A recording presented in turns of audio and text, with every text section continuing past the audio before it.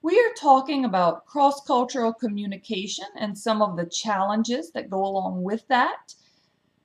Who better to talk about cross-cultural challenges than somebody who has crossed cultures many times?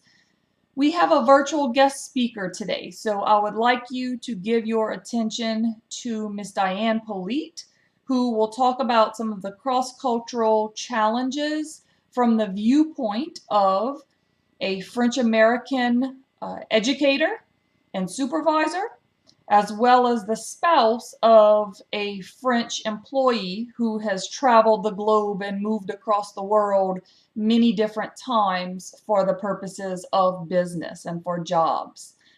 So dive right in and let's see what she has to say. Hello, my name is Diane Polit, and I am the principal of an international school in Montpellier, France, enjoying English school. I've lived in France for 25 years. Before that, I lived in Canada for 2 years, and I grew up in Louisiana. I'm going to talk to you today about international experiences from the point of view of a teacher, a mother, and the spouse of someone who has been asked to move overseas. Something a little different about my experience is that my spouse is actually French. So our moves were into a country that he was familiar with, which makes things much easier. I guess I'll start by talking about what I know best, school systems. I'm a certified teacher from the states of Maryland and Virginia. I student taught in those cities and soon after in those states, and soon after my husband and I moved to Canada, where he got a job. I had two small children, so even though I couldn't work because I didn't have the visa required or the teaching license required, I was home with the children, so it wasn't really a problem. We stayed there for about a year and a half. And then at that point, we moved to France. Just back up a little bit. My husband, I met him when I was a junior year abroad at Tulane University.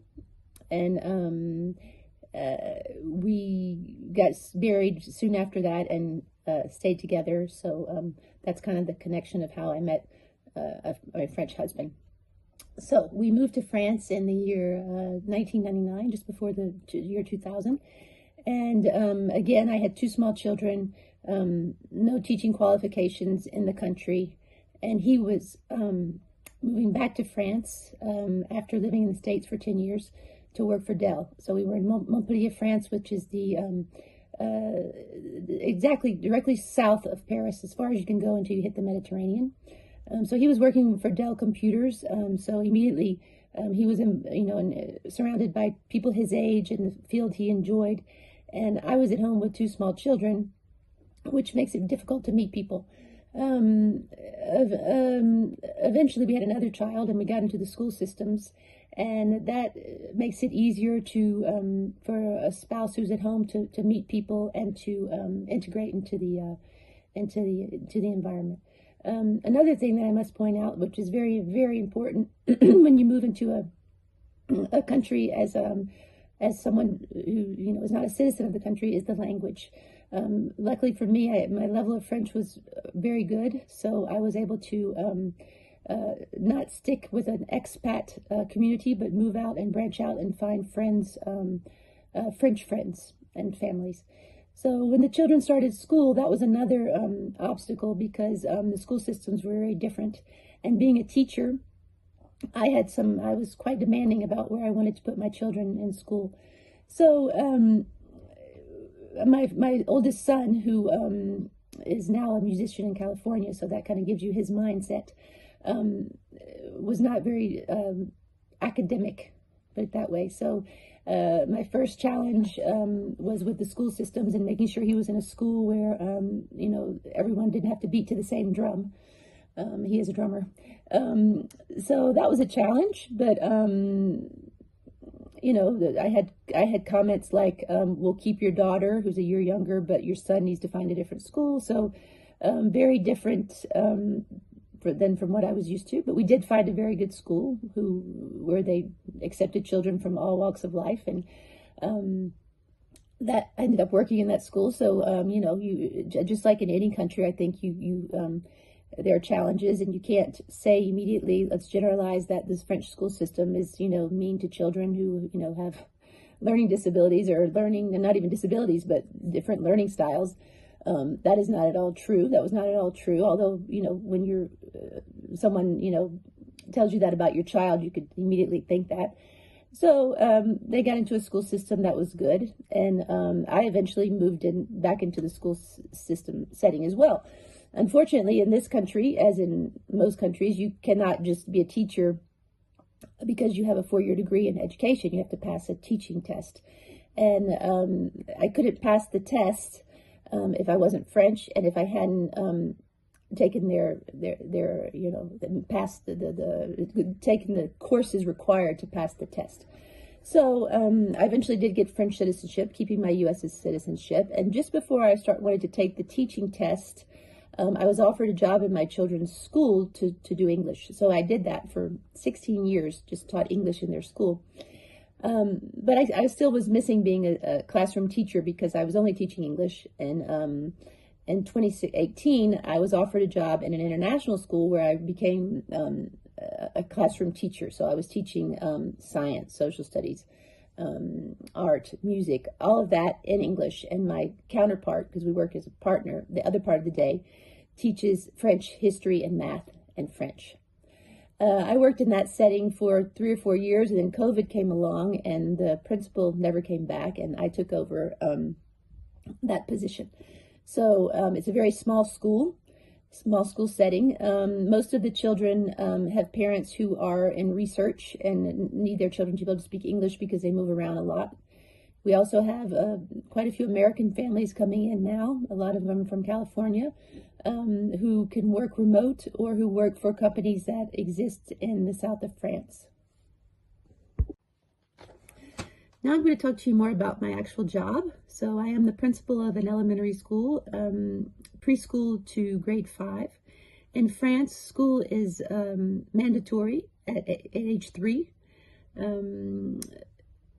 Before that, children go to daycare or to nannies, etc., as in the United States. So our school starts at age 3. Children go to school all day. There's a 2-hour break at lunchtime when they can either go home to have lunch or stay at school and eat. And there's a nap period for children who want to nap. It's a little bit more academic, younger than in the United States. And in my school, it's a very small school. There are only 80 children, so every class is a double level class. For example, there's a 3-4-year-old class, a 4 or 5-year-old class, or a kindergarten, first grade, second grade, third grade, and fourth grade, fifth grade combinations. Every class has an English teacher and a French teacher.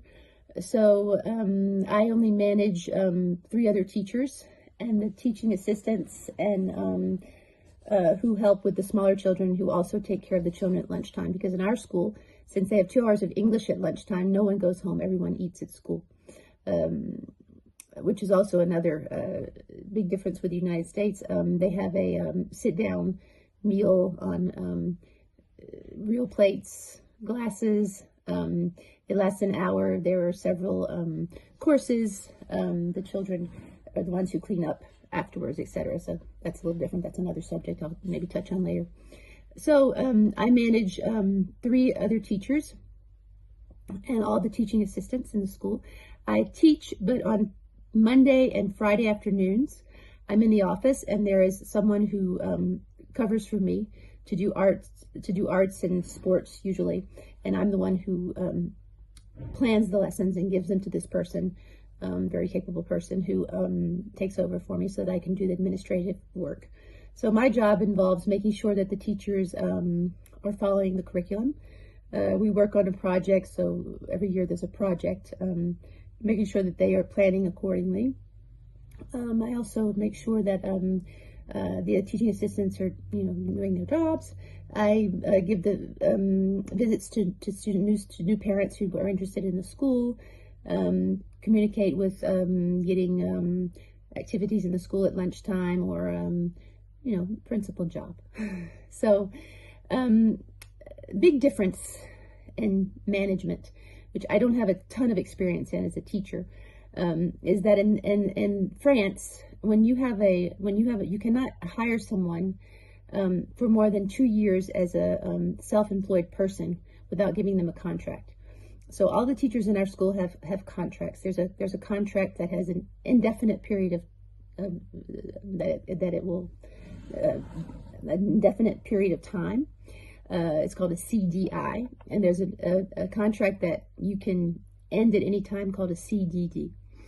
And that would be, for example, if you just needed someone to take over for a pregnancy leave. If you give someone a CDD, which means you say you hire them and you can get rid of them when you need to, it's very, very costly. If you give someone a CDI, which means that they're hired indefinitely, it's less costly, but it's basically impossible to get rid of the person. Very different from the United States. So when we hire someone to be a teacher, we have to make sure that that person is going to work out, because if they don't, it's almost impossible to get rid of them. So that's a huge obstacle for someone like me who was not originally, didn't know much about that type of contract, because what I know is that if someone doesn't do their job, then you give them a warning, and if they still don't do it, then you get rid of them. That's not how it works here. So, and in a lot of Europe, and my biggest piece of advice would be avoid generalizations. In the beginning, I thought, how do you ever get anybody to do their job if you can't hang over their head that they will be fired if they don't? You can, and having that job security is also a wonderful thing for people who do their jobs. So I think rule number one in international business or multicultural management is to remember that try to avoid generalizations, because there's always a flip side, and usually a good side to most situations. So the teachers that I have hired have their teaching degrees, and they do their jobs, but they can, if their children are sick or if they are sick, take off work for an indefinite period of time. So for example, we just had the flu season, and 2 of my teachers have very small children. When your child is sick, the doctor can write a note that the parent has to stay with the child until the child is well. So I had 2 teachers with very young children who had the flu, and they each have 2 children. They didn't have the flu at the same time. So for a month, both of those teachers did not have to come to work, and were paid by the government and in part by us to stay at home with their children. It's hard on the employer, but it's a wonderful thing to be able to stay home with your child when he or she is sick, because God knows what a pain that is when you have to shuffle a sick child and get yourself to work, etc. So that's very different. Also, if a employee is sick, so they all eventually got the flu as well, not at the same time as their children. So then the doctor signed them off for a week apiece. And when the doctor signs you off, you can't come to work. So if you're feeling better and you want to come back, you can't, because there's no insurance. So the French health system, which is very different, has a big impact on companies and on management. Another big difference with managing people in France is that if you do try to get rid of someone who is an employee because there's something that's not working out, if you come to an agreement that they will leave, you have to pay them quite a bit of money. If you try to get rid of them because they've done something, what here we call a faute grave, which means something bad, hitting a child, leaving a child, of course I'm talking about the teaching profession, leaving a child alone during nap time, and you are able to separate without any kind of financial burden from the employee. Typically, they go to court, you're sued, and unfortunately in this country, well, not always unfortunately, but unfortunately for honest employers, It's very difficult for an employer to win if an employee goes to court and says that they feel like they were fired without a good enough reason. So that is a very big difference here. And I work in a school where a lot of the employees are Anglophone. A lot of them are from England, Ireland, several Americans as well. And then I have the French group of employees. And there's a huge difference between the number of sick days they take off, the number of just an entirely different mentality about work ethic. And once again, I don't want to generalize. There are lots of Americans and British people and Irish people who come to school, who come to work sick with the flu and contaminate everyone because it's not in their work ethic to take off unless you can't get out of bed. So, like I said, there's good and bad to it all, but it's just very different environment, and it takes some getting used to. Once you get used to it, you're very, very happy. I had to have a back operation several years ago, and I needed to be off of work for 6 weeks, and I was paid for 6 weeks because I really needed to be at home. So they could not fire me. They could not replace me. And also, I didn't have to provide work to the teacher. I did because I didn't want the kids to suffer, but I did not have to provide any information to anyone once I was written off as sick, and also they were not allowed to contact me at all during the 6 weeks to ask for anything. So that's a big difference. That said, salaries are very, very different here. Salaries are not nearly as significant as they are in the United States. When you get your paycheck here, they've already taken out your retirement, your Social Security. They've taken out taxes, which are very steep here. 30% of my income goes to taxes. But that said, I don't pay a penny for health care. If I need to go to a doctor, a specialist, if I have cancer, if I have a pre-existing condition, doesn't matter.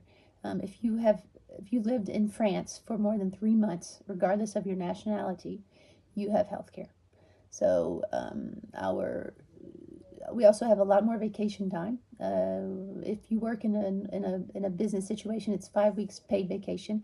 I'm in the school setting, so I have school vacation. There's a vacation that the children have, 2 weeks at the All Saints Day period, and 2 weeks at Christmas, 2 weeks in February. Right now, I'm on holiday. 2 weeks for Easter break, but we don't finish the school year until the middle of July, and we start up again on September 1st. So very different schedule. School starts at 8:30 in the morning. They finish at 5 in the afternoon, but like I said, they have that 2-hour break at lunchtime. So a very different mindset. People are very people work hard. People go to work in an office situation probably about 9, finish probably about 7 at night. So if you count up the number of hours that people work, it probably in schools anyway, that's just as children go to school just as many days as they do in other countries, even though they have different vacation schedules.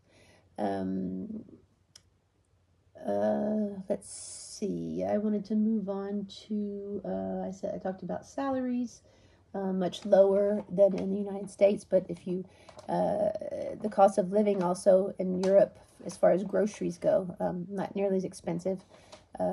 Car insurance not nearly as expensive. Gas is much more expensive. A lot of people get back and forth to work on public transportation. In Montpellier, it is free to take the tramway. It is free to take the bus. A lot of people ride bikes. The bike routes are very good. You can pretty much ride a bike anywhere. A lot of electric bikes, so spending a little less money on transportation.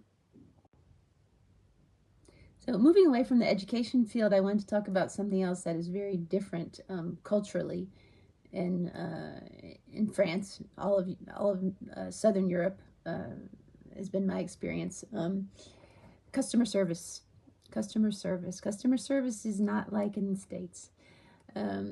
Starts at a restaurant. At a restaurant, the waiters and waitresses are not. You don't tip. You don't tip unless the tips are already incorporated into the meal prices. So You don't really tip unless someone goes above and beyond what they should have done. So waiters and waitresses are not necessarily as friendly. You'd be it's very shocking when you first get here. Customer service in stores is not the same. The client is not king.